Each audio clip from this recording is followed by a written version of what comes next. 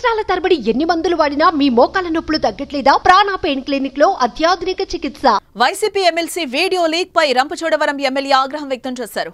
అనంతబాబు పలు అక్రమాలకు పాల్పడటమే కాదు, మహిళలను వేధించారని మండిపడ్డారు. మహిళా ఉద్యోగులను లైంగిక ఇబ్బందులకు గురి చేశారని ఆరోపించారు. అనంతబాబు వీడియో లీక్ పైన ఆమె స్పందించారు.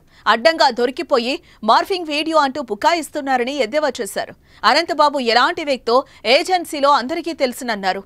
అనంతబాబుకు ఓ మహిళతో ఉన్న వివాహేతర సంబంధాన్ని బయటపెడతాడన్న అనుమానంతోనే నాడు దళిత డ్రైవర్ సుబ్రహ్మణ్యంను చంపారని శిరీష విమర్శించారు.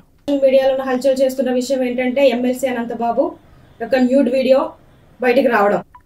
నిజంగా ఈ రోజు ఈ విషయాన్ని చెప్పుకోవాలంటేనే చాలా సిగ్గుపడాల్సినటువంటి పరిస్థితి. ఎందుకంటే నియోజకవర్గంలో ఇలాంటి పరిస్థితులు కూడా చోటు చేసుకుంటాయా, ఇలాంటి వారు కూడా ఉన్నారా అని ఈరోజు చాలా మంది ఫోన్ చేసి చాలా రకాలుగా మాట్లాడడం అడగడం కూడా జరుగుతూ ఉంది. నిజంగా ఈ ఎమ్మెల్సీ అనంతబాబు అనే వ్యక్తి ఒక న్యూడ్ వీడియో ఒక మహిళతో అక్రమ సంబంధాలు ఏర్పాటు చేసుకొని ఆ అమ్మాయితో ఏదైతే వీడియో కాల్ మాట్లాడుతూ తను ఏదైతే ప్రవర్తించాడో అది పొద్దున్న లేసి మేము టీవీలో చూసాము, చాలా మంది కూడా చెప్పారు. ఇది చాలా సిగ్గుపడినటువంటి విషయమని చెప్పాలి. తిరిగి ఇంత తప్పు చేసింది కాకుండా నేను కాదు మార్పింగ్ చేశారు, నేను ఏదో పిల్లలకి ముద్దులు పెడుతున్న వీడియో తీసేసి అది ఈ విధంగా క్రియేట్ చేస్తా ఉన్నారు, నా పని తప్పుడు ప్రచారం చేస్తా ఉన్నారు, ఎవరో డబ్బుల కోసం ఇలా చేస్తా ఉన్నారు అనేసి ఆ ఎమ్మెల్సీ అనంతబాబు అనే వ్యక్తి చెప్పడం జరుగుతుంది.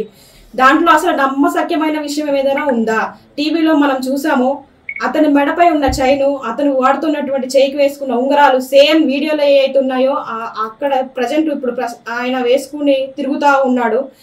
అక్కడ మార్పింగ్ చేయడానికి ఏమాత్రం లేదు. ఎందుకంటే సేమ్ ఒక వ్యక్తి నిజంగా ఏ విధంగా అయితే వీడియోలో మాట్లాడి ఏ విధంగా అయితే వ్యవహరిస్తాడో ఆ విధంగానే ఉంది. కాబట్టి ఇది న్యూడ్ వీడియో అనేది వాస్తవమే, ఖచ్చితంగా ఇది ఫేక్ అయితే కాదు.